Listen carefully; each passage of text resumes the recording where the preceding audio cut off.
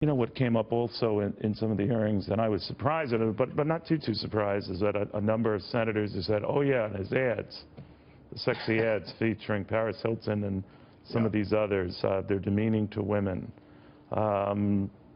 You had made the comment when you were here that young males are disproportionate customer base, and they seem to like the ads, but it was deemed sexist, demeaning to women, you say. Well, 46% of our consumers are women. I don't think all women found these ads demeaning. Certainly the women in the ads didn't. But, you know, I've been CEO for 16 years.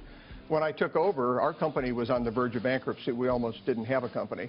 And so I approved a lot of marketing techniques to engage consumers, and it was a very competitive media market, and we've got a company about to collapse. Now, we prevented it from collapsing. A big part of that was the way we advertised the brand. We got the attention of this demographic, young, hungry guys, which is what our marketing and research people advised us to do. No one had a problem with it until you were up for this job, though. Well, you think about it. We've got 75,000 people in the United States today because of our team and what we did with this company. 75,000 people in the United States have jobs. 68% of them are women, and 63% of them are minorities. You knew what you were doing with those ads, right? We did. We saved the company.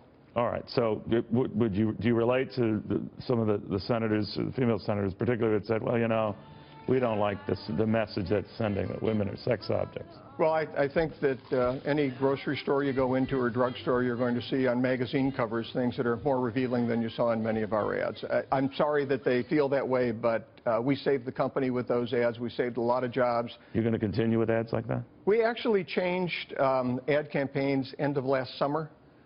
Before all of this started, we've gone to a new campaign. Those are ads. When you and I used to talk about Paris Hilton back in 2005. I never did. You would always force the conversation. That's just not true. Right. Back in 2005, that was a very impactful ad. Now you get, you can see, your friends on Snapchat or whatever. You can go on the internet. Careful, this is a family show. I did want to step back from this and also get your take on this experience. I know what you say about. You still love the president, you still love the country and all, and I understand that. But a lot of people look at what you went through and said, boy, I sure as hell don't want to go through the same thing. Well, and I'm wondering that, ironically, an administration that is staffed with a lot of business titans, so obviously the message isn't far and widespread, but they did look at you, and they look at, well, God, they're talking about a decades-old relationship and a marriage that ended, that didn't end at all as it was portrayed in the media. I had a chance to talk, obviously, to you about it, to your former wife about it. Obviously, your kids know the story. Your present wife knows the story. So they look at what happened to you and just say, no way in hell I would ever do what he did to try a hand at the public sector. Yeah, I can't blame people for feeling that way. You do see in this experience why good people don't go into government. I hope it won't discourage people who could make a difference from trying to go into government. Even knowing what I know, I would have done it anyway. I think that, look, there's no country in the world where a working class kid like me could have aspired to this level of success I've achieved with any reasonable chance of achieving it.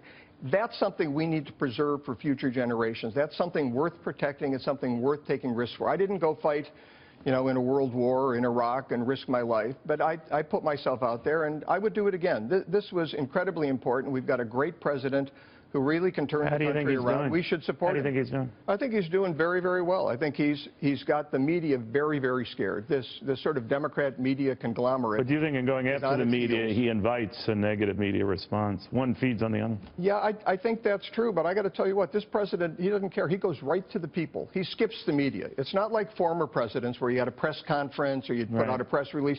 He decides at midnight there's something he wants to tell 50 million Americans, he tweets it out. Would you ever run for office? I'm a little old to run for. I'm 66 now. I don't know that I would run for office. I certainly would serve if asked. I wouldn't want to go through this process again, but I would. I decided about a year ago it was time for me to no longer be the CEO of the Young Hungry Guy brand because I'm 66, and I thought I should go into government service to pay back for the reasons I told you. I'd still like to do that. This is a setback. I'd love to have done it in this position, but I'm not giving up. We've got something worth defending. Yeah, people forget. I mean, and your former wife, Lisa, reminded me of this, that you were you know, an anti-war protester, and you had the long hair. And I said, do you have pictures, Lisa? She said yes. I hope she's not sending them to you. Andy Puzder, I want to thank you, give you an opportunity to explain what happened. But he's alive, he's well, he's still here. Thanks, Neil. Thanks for the chance.